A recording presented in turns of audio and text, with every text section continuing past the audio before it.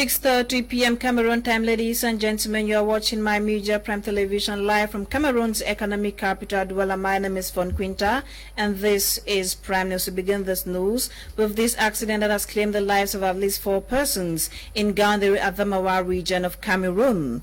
Reports say a bus belonging to the NE agency overturned at the Gandere cliff, leaving several passengers injured, while 4 others died. Investigation is on the way to establish to determine the cause of the accident. Now, examiners in the southwest region have been urged to maintain and improve the standard of education in Cameroon.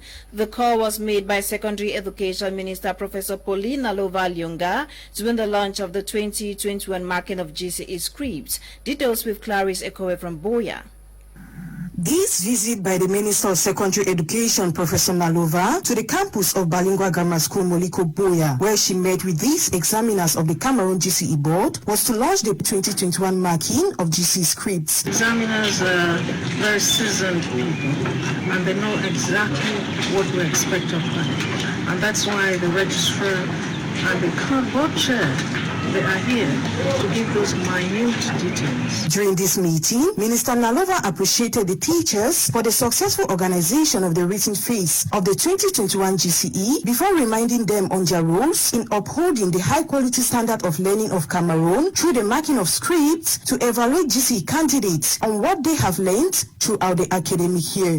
We expect the results to come out without any problems at all.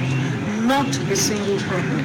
We have come this far and we want them to go on till the end. We just want the results early enough because we're going to begin the academic year in the usual using the usual time, September. In his presentation, the registrar of the Cameroon GCE board, Dan Ako Dominique, noted that the marking of GCE scripts will be done in 15 marking centers in Boya and Limbe. The GCE O-level and the technical vocational training exams will be marked in Boya, accommodating 11 centers, with each marker having a ratio of 225 scripts. Meanwhile, the GCE A-level will be marked in Limbe, accommodating 4 centers, with each marker having a ratio of 175 scripts. He went further to indicate that marking guides are already being prepared for the 7,141 examiners to commence with the marking process. We all said the marking of the GCE script by examiners is expected to start immediately in order to ensure that schools resume following the normal academic calendar, that is, in September. Our Defense Minister Joseph Betty Asamoah is currently on a 2-day working visit to Marwa, far north region of Cameroon, to evaluate the level of security of the region. His visit comes after 2 separate attacks perpetrated by the Boko Haram Islamist group, as we hear in the following report. In 72 hours, the Boko Haram Islamist sect has killed 13 soldiers and a civilian, while 13 others have been injured on the Cameroonian soil. On Saturday, July 24th, the Boko Haram sect attacked the Sagme control post in Fotokol, killing 8 soldiers, and on Monday, July 26th, a similar attack in Zige, Logon and Shara division left 5 soldiers and a civilian dead. Following these deadly attacks, Defense Minister Joseph Betty Asamoah is on a 2-day working visit to the far north region to evaluate the security situation of the region and re-strategize on ways to protect citizens, their goods, and the integrity of the entire region. Minister Joseph Betty Asamoah was received at the Marwa Salak Airport this morning by security and administrative authorities and is expected to be there for 2 days. Minister Betty Asamoah's visit to the far north will focus on evaluating the security situation that has left many displaced and several others dead. He will equally remobilize troops and these are new strategies that will curb increasing attacks perpetrated by the Islamist sect Boko Haram.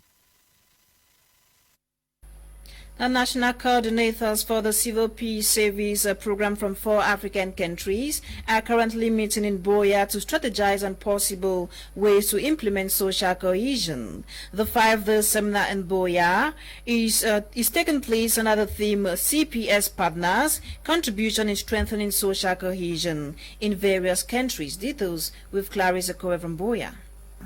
Social cohesion, the coming together of people from different ethnic communities to share ideas and promote peace, is fast becoming a cause for concern, especially in some troubled African countries. That has led to the problem of IDPs. The program is coming at this moment, especially as we have the Anglophone crisis. And the Anglophone crisis has also led to another problem of the problem of IDP. And IDPs are oftentimes not accepted in the area of the host communities. And this has posed a challenge to the social cohesion. And again, we think that it will be very important for us to have other national coordinators from Liberia, Sierra Leone, and DRC Congo to come together for them to share experience on how they survive during this kind of situation, and how partners in Cameroon can also learn, and they can also copy from Cameroon what Cameroonian partners are doing. Plagued with different crises, these are national coordinator for the Civil Peace Service, CPS, drawn from 4 African countries including Cameroon, DRC Congo, Sierra Leone, and Liberia, who are meeting in Buea to share their experiences on the best way to implement social cohesion in their various communities. I come from Sierra Leone. I serve as one of the national coordinators for the Civil Peace Service.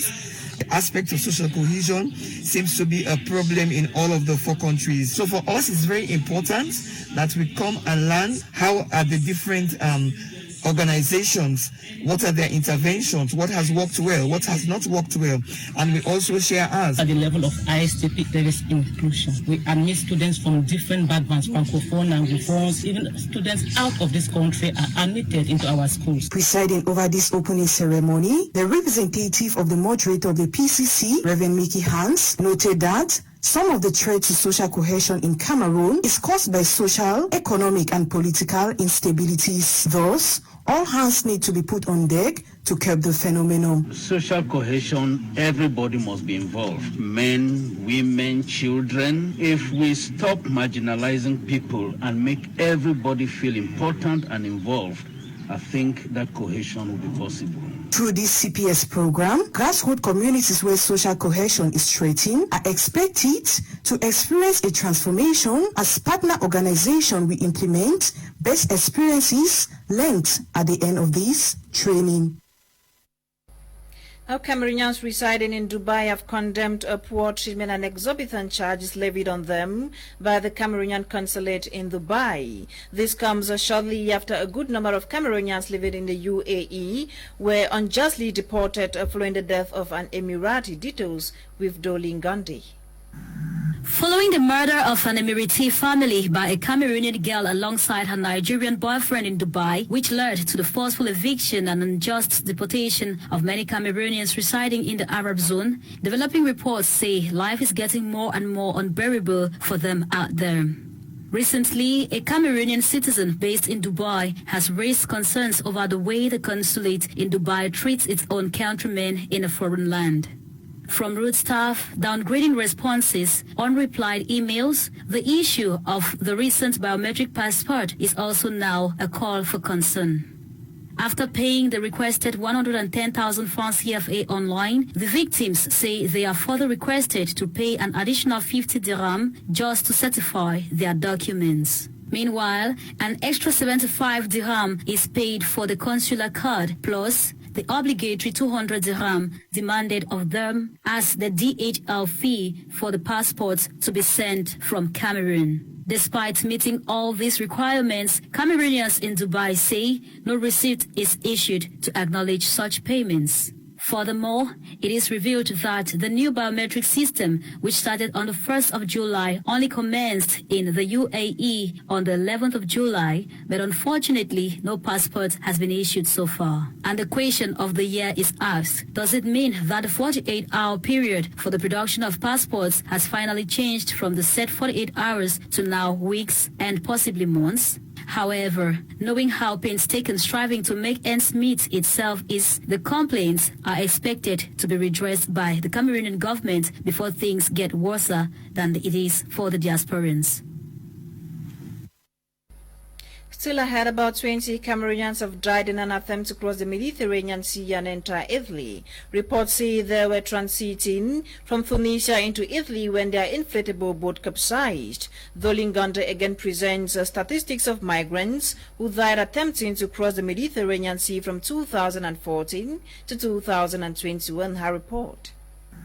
These are the images of some 20 Cameroonians who are said to have perished trying to migrate into Italy through the Mediterranean Sea from Tunisia recently. Don't jump! Don't jump! Despite the deadly reports recounted yearly from these trips, many youths are ever more poised to brave the odds in a bid to search for greener pastures. According to sources, their inflatable boat reportedly capsized at the heart of the perilous Mediterranean crossing, surmounting to the alarming casualties. Just this year, it is sad to reveal that over 827 migrants have died from January to June while venturing this odd.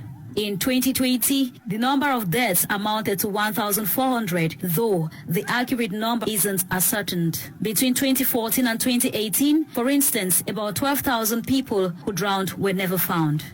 Talking about the casualties and missing people, statistics from Statista.com, a German company specialized in market and consumer data, shows that worldwide it was estimated that 8,000 people died in the attempt of fleeing their home countries.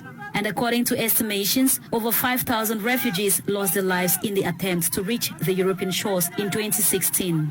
Therefore, it was concluded that the Mediterranean Sea was the deadliest migration route, and over the last couple of years, it's been proven that the Mediterranean Sea holds the largest number of casualties and missing people. In this journey, which goes even as far as claiming the lives of the bravest, further migration studies reveal that the Mediterranean Sea is crossed by a western, a central, and an eastern route. And out of these routes, the central Mediterranean route was the deadliest. In 2016, roughly 4,600 people lost their lives while pursuing this route. Sadly enough, the identification of bodies is challenging due to the currents of the sea. In 2019, for instance, the vast majority of refugees who drowned in the Mediterranean Sea were not identified and the countries of origin untraceable. Now presenting the numbers of recorded deaths of migrants in the Mediterranean Sea from 2014 to 2021, so far 827 persons have died this year, and in 2020 a total of 1,417 perished. Meanwhile, 1,885 persons were declared dead in 2019, and in 2018 statistics show that 2,299 persons died, emerging from 3,139 who died in 2017. So far, the biggest figures were recorded in 2016, where 5,143 persons were reported dead, slightly different from 2015 statistics of 4,054 persons, which further revealed the deaths of 3,283 persons in 2014. As frightening and shocking as these statistics may be, parents are ever more encouraged to always play an integral role in their children's decision-making, while it is much hoped that the augmentation of the passport price from 75,000 francs to 110,000 francs will greatly go a long way to reduce the death toll. Now, in what's making news on the African continent, Ireland have visited 4 countries and compiled the following reports for us. The Ivorian President Alassane Ouattara and bitter rival Laurent Gbagbo have embraced in their first meeting since the civil war 10 years ago. It is worth recalling that the conflict was ignited by Gbagbo's refusal to admit defeat in an election which led to the death of 3,000 people. Gbagbo, former president of Ivory Coast, returned to the country in June 2021 after the International Criminal Court, ICC, acquitted him over charges of crimes against humanity. But most importantly is the fact that both men have been pushing for peace and reconciliation. On Tuesday, Ouattara welcomed Gbagbo into the presidential palace in the capital Abidjan. Talking to the media after the meeting, Ouattara said the turmoil was behind them, while Gbagbo called for the release of prisoners held since the civil war. Out of the 57 Africans who drowned on Monday after a boat capsized off the Libyan coast near Comoros, at least 10 Cameroonians are feared dead in the tragedy in the Mediterranean, where over 1,100 have perished this year, according to the United Nations International Organization for Migration (IOM). Reports say at least 20 women and 2 children were among those who drowned. The migrants from West Africa, who mostly left from Comoros, were presumably on their way to Europe. The top appeals court in France is due to rule on a conviction handed to the son of Equatorial Guinea's president for using public money to sponsor his lavish lifestyle. If the decision goes against Théodoran Obiang, his assets could be distributed to people living in his home country. It should be revealed that Mr. Obiang, Equatorial Guinea's vice president, was first convicted in France in 2017. However, Britain imposed sanctions on him for corruption last week. But officials in Equatorial Guinea said the measures were based on lies and warned it will close its embassy in London. The African Union (AU) has added its voice to that of the European Union and the US in calling for dialogue and calm in Tunisia after the president sacked government officials and suspended parliament. It urged Tunisia to respect its constitution and reject violence. Note should be taken here that AU Commission Chairperson Moussa Faki Mahamat had a conversation on phone with Tunisia's foreign minister in which he reiterated the need for the government to respond to the aspirations of its people. Meantime, a spokesperson of the EU Commission urged all actors to respect Tunisia's constitution and called for calm. However, the country's foreign minister reassured his Turkish, Italian, French and German counterparts that the actions taken by the president were just temporary. Eileen Summers report ends today's edition of Prime News on My Media Prime Television that was compiled by Fifth TATA. The news was produced by EWANE and NOLINGA. My name is FON QUINTA. Coming up next is Prime Hour with Kumluna. Stay with us. Good night.